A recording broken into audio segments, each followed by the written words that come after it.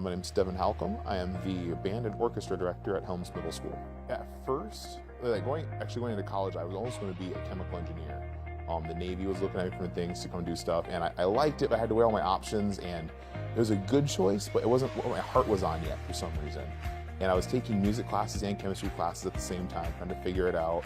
And I realized I woke up loving music. I was good at chemistry, I was wicked good at it, but I didn't love it as much as I loved music.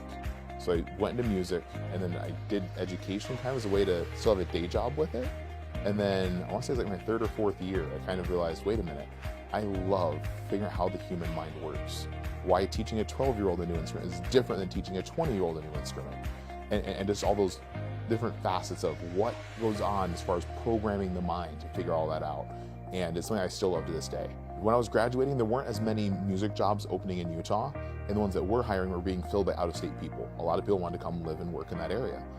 And knowing that, I was trying to be proactive. There were 2 job fairs in the state of Utah. There was one at Brigham Young, but that day, the band I was working with as an intern, they were going to be at state, so I couldn't make it. So I drove, on a good day, it's 2.5-ish, 3 hours up to Logan, Utah, at Utah State, where the other one was being held, looking for a job. This was in February.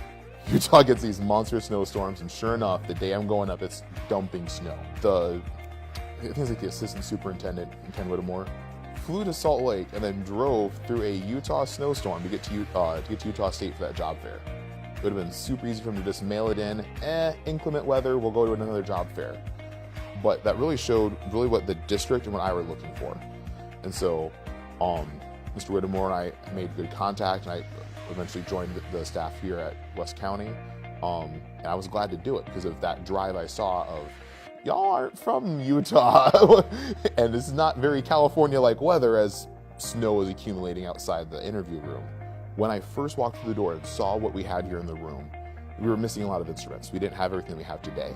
And the instruments, by and large, had just been crammed into lockers to keep them out of the way because they weren't being used very much. But when I went through it, I realized we were more equipped to be an orchestra than we were to be a band.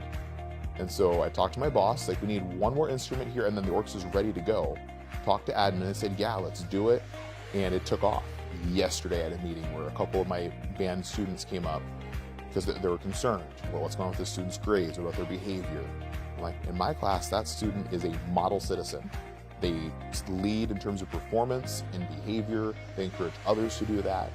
And sadly, it is a bit of an anomaly. They don't do that in their other classes, but they find that here.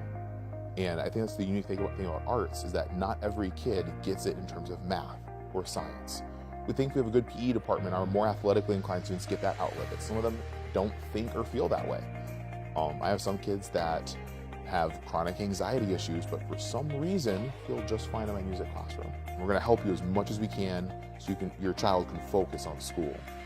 And I think that's something that not every district has.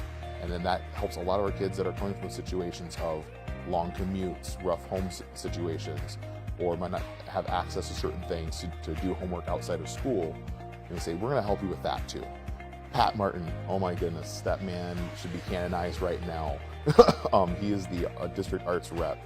When I came in and I kind of took a survey of what all's in the classroom, what do we have, what do we need, what do I want soon or in the long term of things, he was able to work with me, with Jessica Petrelli, the Helms principal, and figure out what can we do to make this work.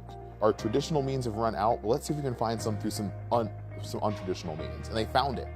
And I'm so thankful. And it wasn't a permanent solution, but it got us on our feet so we can put an instrument in a kid's hand so they can keep learning.